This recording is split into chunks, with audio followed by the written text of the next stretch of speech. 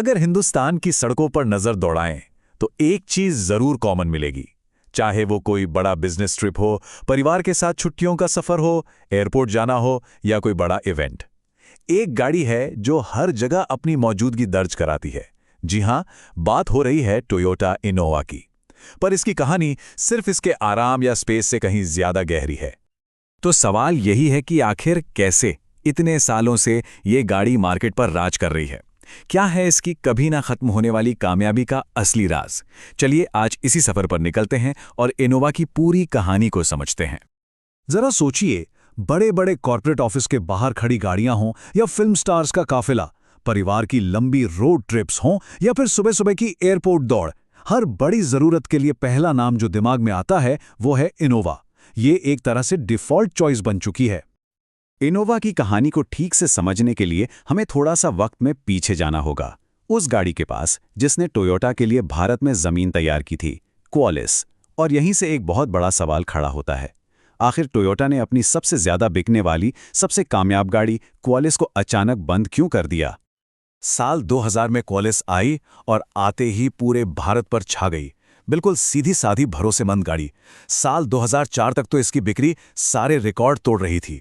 और ठीक तभी जब वो अपने पीक पर थी, टोयोटा ने एक बॉम्ब फोड़ा, क्वालिस बंद। ये एक बहुत ही चौंकाने वाला कदम था, जिसे कहते हैं एक स्ट्रेटेजिक सैक्रिफाइस, यानी एक सोची समझी कुर्बानी। तो टोयोटा ने यह हिम्मत वाला फैसला क्यों लिया? क्योंकि उन्होंने मार्केट को पढ़ लिया था। उन्हें तीन बातें साफ नजर आ रही थी। पहली, बाजार में महिंद्रा और शेवरोलेट जैसे नए खिलाड़ी आ रहे थे। दूसरी, क्वालिस पर एक पक्का टैक्सी का ठप्पा लग गया था और टोयोटा अब परिवारों को भी टारगेट करना चाहती थी। और तीसरी, सबसे जरूरी बात, क्वालिस अब थोड़ी पुरानी और अंडर पावर्ड लगने लगी थी। वो भविष्य के लिए तैयार नहीं थी।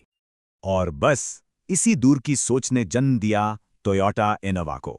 ये सिर्फ क्वालिस का रिप्लेसमेंट नहीं थी, ये तो एमपीवी सेगमेंट में एक क्रांति थी, एक बिल्कुल नया दौर। इनोवा ने आते ही मार्केट का पूरा खेल ही बदल दिया। कहाँ क्वालिस का वो बॉक्सी डिजाइन और कहाँ इनोवा का एकदम फ्रेश और मॉडर्न लुक। अंदर से कैबिन इतना आरामदायक कि क्या कहने, और लंबी दूरी के सफर के लिए तो इसकी सीटें लाजवाब थीं। और साथ में था वो मक्खन जैसा स्मूथ डीजल इंजन, जिसमें वाइब्रेशन का नामो निशान नहीं था। इनोवा से पहले एमपीवी का मतलब था एक डब्बा जो बस लोगों को एक जगह से दूसरी जगह ले जाए। इनोवा ने इस परिभाषा को ही बदल डाला। अब एमपीवी का मतलब सिर्फ सवारी ढोना नहीं, बल्कि एक आरामदायक सफर का अनुभव बन गया था। और इसका असर वो तो साफ दिख रहा था। 2005 से लेकर 2012 तक पूरे 7 साल इनोवा अपनी कैटेगरी की अनडिस्प्यूटेड किंग बनी रही। इसके आसपास भी कोई नहीं था। पर देखिए, कहानी सिर्फ गाड़ी की क्वालिटी पर खत्म नहीं होती। टोयोटा का एक मास्टर स्ट्रोक अभी बाकी था, एक ऐसी रणनीति जिससे हम कह सकते हैं द ड्यूअल कस्टमर स्ट्रैटेजी। ये स्ट्रैटेजी कमाल की थी। मतलब एक ही तीर से दो निशाने। एक तरफ थे फ्लीट ओनर्स, जिन्हें क्या चाहिए, गाड़ी रुके नहीं, खर्चा कम हो और लाखों किलोमीटर चल जाए। दूसरी तरफ थे पर्सनल बायर्स, जिन्हें चाहिए था आराम, स्पेस और एक अच्छा लुक। टोयोटा ने इनोवा के वेरिएंट्स और कीमत को इतने स्मार्ट तरीके से सेट किया कि दोनों ही तरह के ग्राहक खुश हो गए। इनोवा मार्केट का राजा तो बन ही चुकी थी, बट टोयोटा यहीं नहीं रुकी। 2016 में उन्होंने गेम को एक बिल्कुल नए लेवल पर पहुंचा दिया। उन्होंने लॉन्च की इनोवा क्रिस्टा, और इसके साथ ही इनोवा एक अलग ही, एक प्रीमियम लीग में पहुंच गई। फर्क साफ था। पुरानी इनोवा एक प्रैक्टिकल, भरोसेमंद गाड़ी थी, लेकिन क्रिस्टा वो एक प्रीमियम एक्सपीरियंस थी। इंजन में ज्यादा दम, ज्यादा पावर, अंदर से हाई एंड फीचर्स, और उसे चलाने का फील भी एक मजबूत एसयूवी जैसा था। क्रिस्टा ने इनोवा की वर्क हॉर्स वाली इमेज को बदलकर एक स्टेटस सिंबल वाली इमेज बना दी। और क्या ये प्रीमियम मूव काम कर गया? अरे जबरदस्त काम किया। आंकड़े देखिए, क्रिस्टा खरीदने वालों में से 88%, जी हां 88% पर्सनल बायर्स थे। फ्लीट मार्केट सिर्फ 12% पर सिमट गया। टोयोटा ने एक झटके में अपना पूरा कस्टमर बेस ही बदल दिया था। तो अब आते हैं असली मुद्दे पर। आखिर इनोवा आज भी अजय क्यों है? इसका राज समझने के लिए पहले जरा उन गाड़ियों पर नजर डालते हैं जिन्होंने इसे टक्कर देने की कोशिश की और बुरी तरह नाकाम रहे। सबसे पहले टाटा को देखिए। उन्होंने आरिया लॉन्च की, फिर हेक्सा। दोनों ही गाड़ियों में फीचर्स की कोई कमी नहीं थी, पर वो इनोवा जैसा भरोसा और आराम नहीं दे पाई। फिर आई महिंद्रा ज़ाइलो। कीमत के मामले में तो मजबूत दावेदार थी, लेकिन कंफर्ट और प्रीमियम फील के मामले में इनोवा से मीलों पीछे रह गई।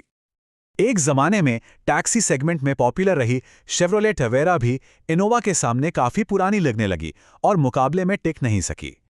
और रेनोलॉजी, वो तो आई और कब बाजार से चली गई पता भी नहीं चला। ये लिस्ट दिखाती है कि इनोवा का मुकाबला करना कितना मुश्किल रहा है। तो इन सब गाड़ियों में कॉमन क्या था? ये सब फेल क्यों हुई? मोटे तौर पर 3 कारण थे। पहला, रिलायबिलिटी यानी भरोसा, दूसरा कंफर्ट यानी आराम, और तीसरा रीसेल वैल्यू। इन तीनों मामलों में कोई भी गाड़ी इनोवा के आसपास भी नहीं फटक सकी।